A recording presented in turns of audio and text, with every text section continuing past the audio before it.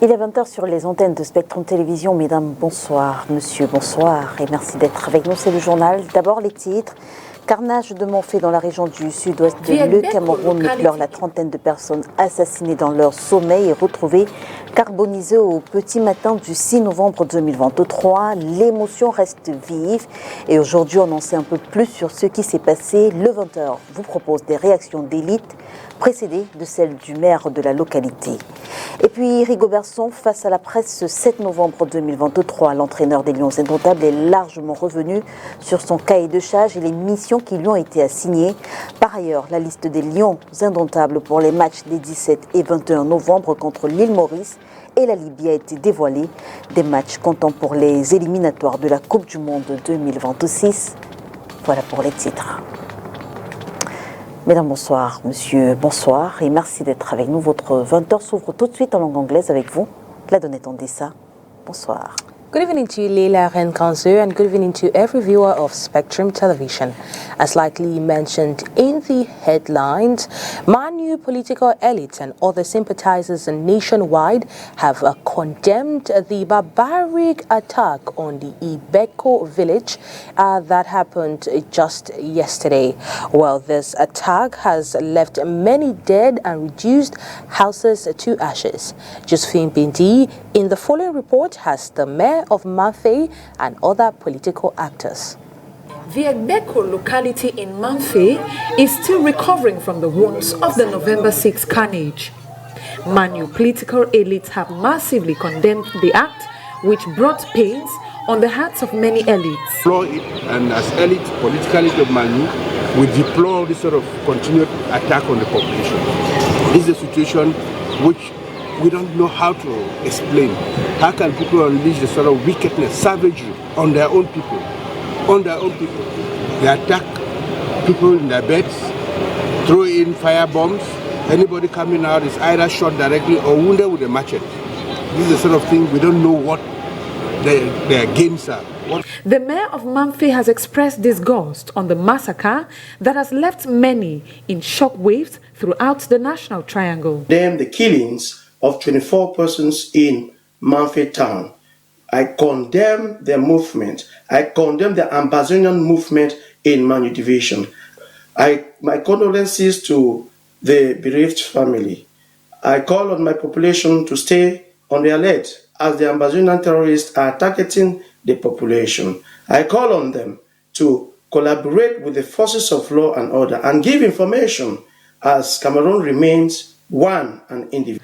The vulnerable state of the Egbeko locality, however, explains the gravity of the mass slaughter. It is on the fringe of the forest and borders the river, the main river that flows to the Manu. And people can come in either through the forest or notice or through the river using boats. This attack has been unleashed on the population. We regret it. We are here, a big delegation of political elite who incidentally came in yesterday to commemorate with our population and militants. While forces of law and order are putting together the necessary items to bring the perpetrators of the indiscriminate killing to book, the population has been enjoined to remain calm and collaborative. Of the Cameroon People's Democratic Movement have celebrated 41 years of emblematic leadership. Well, this happened in the Douala 1 municipality as prepared by the mayor Jean-Jacques Lengue Malapa. He charged on these militants to occupy space and spread their influence. Let's listen to this report as prepared by Josephine Binzi. 41 years at the helm of political leadership, militants of the Cameroon's People Democratic Movement in the Douala 1 municipality commemorated their strength and influence for the past decade. Il faut tout le temps mobiliser nos militants et nos sympathisants. We always need to mobilize our militants and sympathizers, and we have proof following the last visit of the Vice President of our section and Central Commission of the section. This is principally in the Douala 1 Council, who is incessantly present and applauded our character in the littoral region. De notre région et de notre département. According to the mayor of the Douala One Council, his sphere of influence is completely rooted, yet there is need for more mobilization. Il faut célébrer 41 ans. We are celebrating 41 years and looking at the accomplishments of the President of the Republic, Paul Biya, we are particularly satisfied.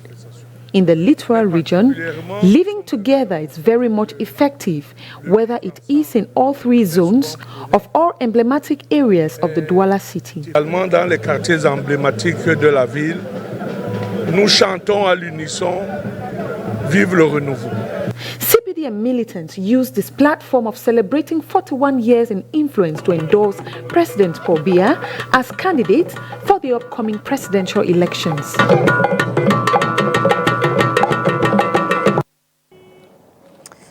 En 41 de la session de Paul Biya à la magistrature suprême dans le département de la Sanaga-Maritime, les rencontres se sont adossées à des réflexions avec pour thème central renforçant la vigilance, ravivant la flamme de notre militantisme derrière le président national, son Excellence Paul Biya. Le compte rendu avec Oriane Danquin.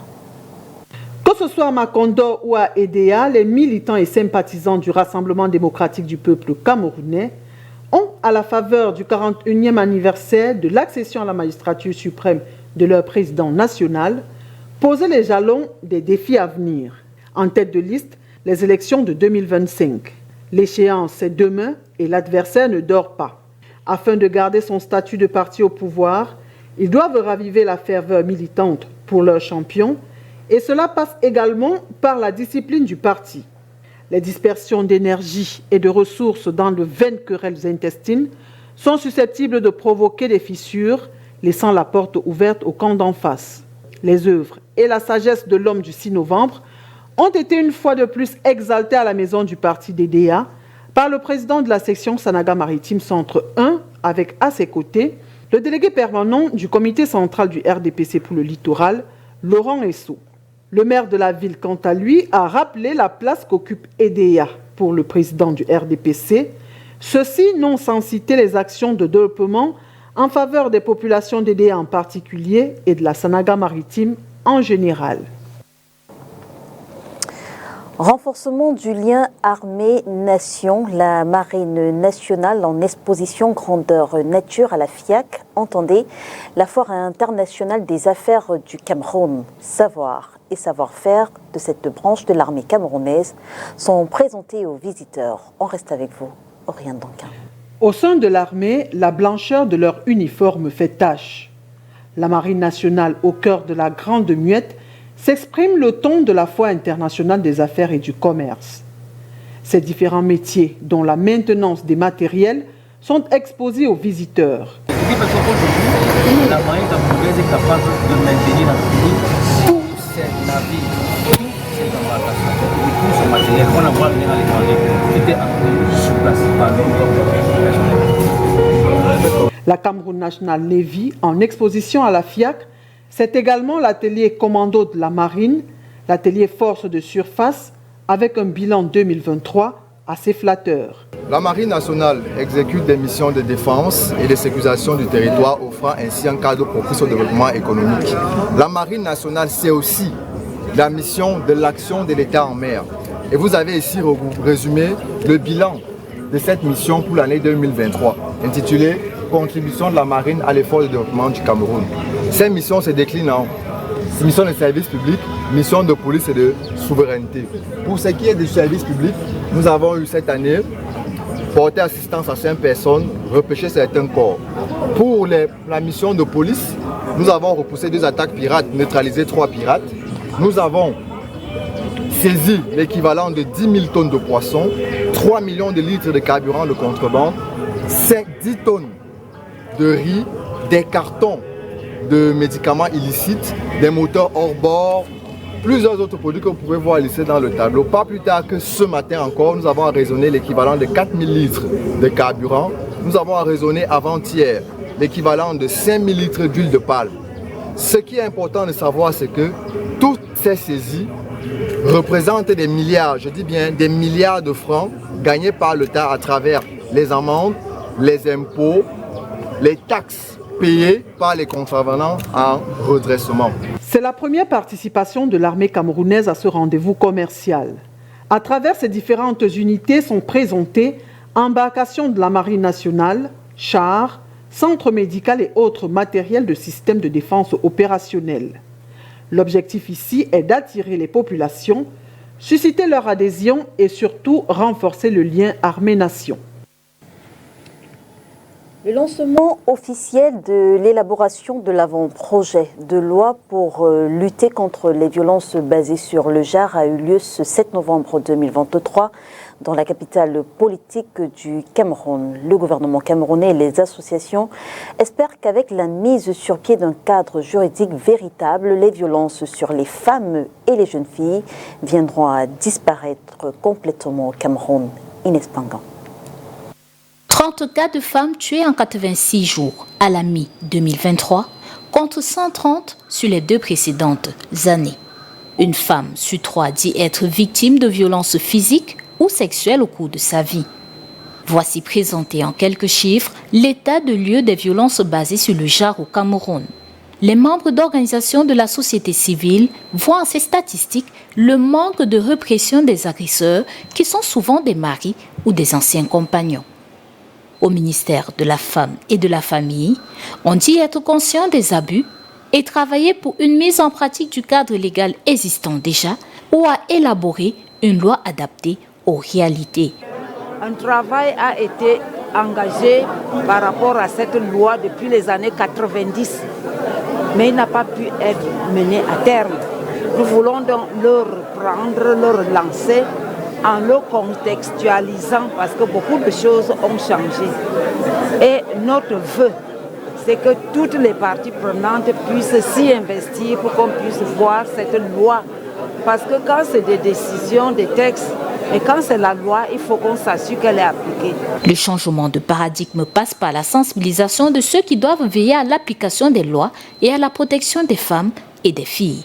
Cette loi, cette stratégie prévoit le renforcement continu des capacités des acteurs de la chaîne de justice et la diffusion des textes de protection des droits des femmes applicables dans notre pays par le gouvernement et ses partenaires techniques et financiers dans la poursuite du renforcement des capacités des 10 acteurs, y compris les magistrats chargés de rendre justice, une justice équitable, naturellement, aux victimes de tels actes. Le texte de loi élaboré, les associations de défense des droits des femmes et des filles espèrent qu'il sera adopté et promulgué. On espère que avec l'adoption de cette loi, si jamais elle est adoptée à l'Assemblée nationale, si elle est élaborée et adoptée par l'Assemblée nationale, qu'on aura justement une solution contre les DBG au Cameroun. C'est tout notre souhait. Et vraiment, afin que la situation des femmes puisse véritablement s'améliorer. Le lancement de l'élaboration de l'avant-projet de loi pour la lutte contre les violences basées sur le genre, c'est ce 7 novembre 2023 à Yaoundé. En santé, l'Assemblée générale extraordinaire de l'Ordre national des médecins du Cameroun se tiendra, sauf si changement, le 9 décembre 2023. La programmation a été faite par le ministre de la Santé publique, le docteur Manaouda Malachi, sur instruction du président de la République, Paul Biya. Une énième programmation, vous le dites si bien, Inès Pangan. Le 9 décembre 2023 se tiendra, sauf changement, l'Assemblée générale extraordinaire de l'Ordre national des médecins du Cameroun. C'est sur très haute instruction du président de la République que le ministre de la Santé publique informe les médecins de sa tenue au Palais des Sports à Yaoundé. Cette Assemblée générale fait suite aux travaux entamés par le gouvernement en collaboration avec le Conseil sortant de l'Ordre et les 7 candidats déclarés à l'élection au poste de président du Conseil de l'Ordre, précise Manaouda Malachi. Elle est ouverte à près de 2800 médecins à jour de leur cotisation au 14 décembre 2022. Une assemblée générale initialement prévue le 19 avril 2022, puis reportée au 29 décembre de la même année, après au 18 janvier 2023 et après renvoyée sans qu'un jour ne soit fixé. À l'origine de ces multiples reports, l'absence d'un fichier électoral consensuel, l'accusation de manque d'objectivité du ministre de la Santé publique, certains candidats dénoncent un favoritisme. Le président de la République avait alors recommandé au secrétaire général des services du Premier ministère, Séraphin Magloire Fouda, de ramener la sérénité, l'objectivité et la transparence dans ces élections. 7 candidats déjà connus souhaitent remplacer Guy Sandjong à la tête de l'Ordre national des médecins du Cameroun. Rodolphe Fonkoa veut rétablir le médecin dans sa dignité. Noël Essomba pense à structurer et à redynamiser l'ONMC. Pierre-Yves Basson veut bâtir une médecine d'action, de passion et d'épanouissement dans un esprit d'unité. Théodate Manga veut travailler pour le changement. Claude Bernard Kamta, Jean-Berthelot Zambo et Olga Yvonne Basson. Reparlons de la Marine nationale et de la lutte contre la fraude sur les produits pétroliers. La Marine nationale a saisi aux premières heures du 6 novembre 2023 plus de 100 bidons de carburant frélaté. Une saisie qui intervient au lendemain de l'arrêt d'une cargaison de carburant frélaté encore entrée de façon illégale sur le territoire camerounais. Makedali Tunotion. À l'approche des fêtes de fin d'année, le trafic des produits pétroliers s'intensifie sur les côtes camerounaises. Face à cela, la Marine nationale renforce sa surveillance. Très tôt dans la matinée du 6 novembre, une patrouille mixte composée des éléments du ministère de l'Eau et de l'Énergie ainsi que ceux de la Marine nationale a intercepté près de 130 bidons de carburant frélaté. La saisie a eu lieu dans la localité de Manoka, près de Douala. L'opération qui a été menée dans la nuit dernière, les patrouilleurs ont pu tomber environ 125 à 128 bidons de 30 à 35 litres transportés par une embarcation telle que celle utilisée par les pêcheurs. Qui circulait suite aux informations que nous avons reçues sans moteur. Donc ils essayaient de passer silencieusement pour ne pas attirer l'attention des éléments de la Marine nationale qui veillaient. La Marine nationale a certes pu mettre la main sur les produits illicites, mais elle n'a pas réussi à arrêter les trafiquants. Comme je le dis toujours, c'est des opérations c'est des opérations clandestines faites par des trafiquants qui sont très habiles en mer. Donc dès qu'une opération se met en place, quand ils ressentent que les militaires sont là, c'est chacun qui se jette à l'eau et prend la fuite. Donc pour cette opération qui vient d'être menée, les éléments n'ont malheureusement pas pu mettre main sur ces trafiquants-là. Avant cette saisie des bidons de carburant frélaté, la Marine nationale a également intercepté quelques jours plus tôt une cargaison de produits pétroliers entrée frauduleusement au Cameroun. Et avec VOA, nous faisons à présent le round-up de l'actualité africaine. En République démocratique du Congo, des combats opposent les rebelles du M23 à l'armée à Bambo, à une centaine de kilomètres au nord de Goma. Au moins 3 personnes ont été tuées et une trentaine d'autres blessées selon une source hospitalière. Au Mali, au moins 6 personnes, dont 3 enfants, ont été tuées aujourd'hui par des frappes sur la ville de Kidal, a indiqué un agent de santé sous le couvert d'anonymat. D'autres témoignages font état d'un bilan humain plus lourd. Au Nigeria, des hommes armés à moto ont tué 13 élèves d'une école coranique dans le village de Koussa, dans l'état de Katsina, dans le nord-ouest. Ces écoliers assistaient à la fête du Mauloud, célébrant la naissance du prophète Mahomet. En Tunisie, 5 détenus condamnés pour terrorisme qui s'étaient évadés de la plus grande prison du pays il y a une semaine ont été arrêtés. L'un de ces évadés, Ahmed Merki, surnommé le Somalien, a été impliqué dans des assassinats de politiciens de l'opposition de gauche revendiqués par des islamistes extrémistes. Sport football, nous vous le disions en titre, Rigobertson, l'entraîneur des Lions indomptables, était face à la presse ce 7 novembre. Il est largement revenu sur son cahier de charges et les missions à lui assignées. Il a par ailleurs dévoilé la liste des Lions indomptables qui affronteront la Libye et l'île Maurice les 21 et 17 novembre 2023. Pour les Camerounais, il est important que sur le terrain, les Lions indomptables présentent un nouveau visage et des réajustements doivent être faits. Je vous propose ce reportage d'Olivier Pouzy. Pour certains, les joueurs convoqués doivent corriger les manquements observés dans le jeu de l'équipe nationale. Ce qui gêne, c'est que parfois on remarque que les joueurs viennent, ils ont des challenges de haut niveau, mais ils jouent comme des gens qui avaient déjà tout eu. Ils jouent les suffisants, ils ne sont pas niaqués, ils ne font pas vraiment de pression. Il faut un peu améliorer la défense, mais le milieu, je pense que le milieu, avec Zambo Anguissa, je pense que le milieu est très bon. Et l'attaque, il faut aussi un joueur pour accompagner Aboubakar Vincent qui est un peu meilleur. Pour d'autres, le message nationaux, binationaux n'est pas encore satisfaisant. Ces gars n'ont jamais joué au Cameroun. La plupart n'ont jamais joué au Cameroun. Les Bemé, là, les Womo, tous n'ont pas joué au Cameroun. Si bien que l'ambiance, l'équipe des supporters ne connaissent pas ça. Même avec les binationaux qu'on amène là, ce sont des bons joueurs, mais on n'a pas... L'autre problème, c'est le coach. Globalement, c'est au staff technique de mener la danse, estime d'aucuns. Le profil de Rigobertson ne fait pas l'unanimité. On remarque un excès de tâtonnement. Je me dis que son lui-même fait d'efforts, il apprend, il y a le Nipoutin, mais il y a le plus souvent, les adjoints aident beaucoup le coach principal.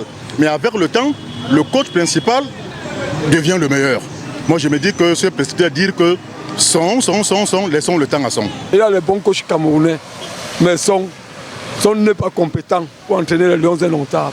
À quelques semaines de la CAN Côte d'Ivoire, comment remonter la pente? Ce qu'il a à refaire dans cette équipe, de chercher des bons joueurs, premièrement, et mettre les joueurs, chaque joueur à son poste, et faire le doublure de chaque poste, et que quelqu'un n'a aucun titre français dans cette équipe.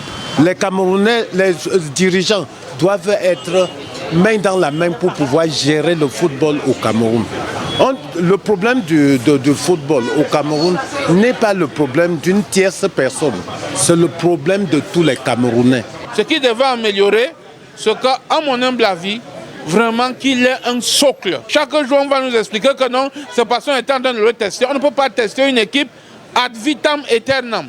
C'est fatigant. Aboubakar Vincent et ses coéquipiers ont du pain sur la planche. Rideau sur le 20h. Mesdames et messieurs, merci de nous avoir suivis. On se retrouve dès demain, 20h sur les antennes de Spectrum Télévision, si, bien sûr, Dieu le veut. Bonsoir. Bonsoir à vous, la donnée Tondise. Good night to you, Leila Renganzi, and good night to every viewer of Spectrum Television. Do have a wonderful and blessed night in the company of our programs.